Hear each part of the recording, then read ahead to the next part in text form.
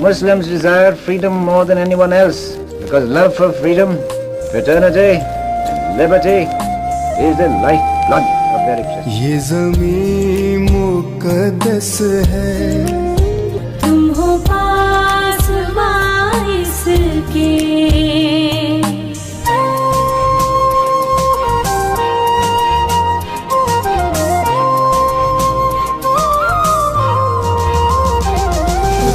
की तरह सर पर बहनों की रिदाएं हैं, हिम्मत के लिए हमरा माओ की दुआएं हैं। रहमत की तरह सर पर बहनों की रिदाएं हैं, हिम्मत के लिए हमरा माओ की दुआएं हैं।